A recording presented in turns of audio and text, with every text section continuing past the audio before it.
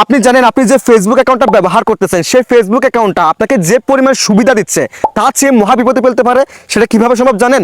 আপনি কখন কোথায় যাচ্ছেন, কোন লোকেশনে যাচ্ছেন, তারপর আপনি কার কার সাথে কথা বলতেছেন, কখন ফোনের ক্যামেরা দিয়ে ছবি তুলতেছেন, কোথায় তুলতেছেন, বিস্তারিত সকল কিছুর পারমিশন কিন্তু ফেসবুক নিয়ে নিচ্ছে।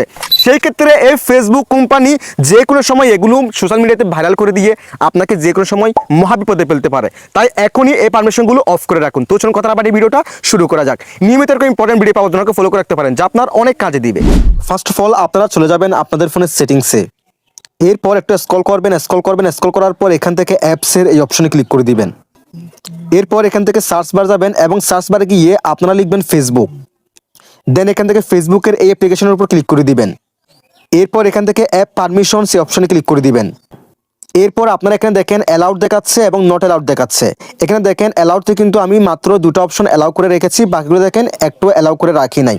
সো আমি জাস্ট এটা আপনাদেরকে দেখানোর পারপাসে অ্যালাউ করলাম। আমি এখান থেকে ফটোস অ্যান্ড ভিডিওস এই অপশনে ক্লিক করে দিলাম।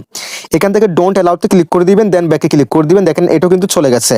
সো এইভাবে আপনি এখান থেকে প্রত্যেকটা পারমিশন যদি অ্যালাউ করা থাকে অবশ্যই এখান থেকে ডোন্ট অ্যালাউ করে দিবেন। মাইক্রোফোন, লোকেশন, ক্যামেরা সবগুলো এভরিথিং। আপনি ফেসবুকটা ব্যবহার করার সময় যখন আপনার প্রয়োজন হবে এই পারমিশনগুলো দেওয়ার, তখন ওয়ান টাইম পারমিশন দিবেন। একদম পার্মানেন্টলিভাবে পারমিশন দিয়ে রাখবেন না, সেক্ষেত্রে আপনি যে কোনো সময় সমস্যায় পড়তে পারেন।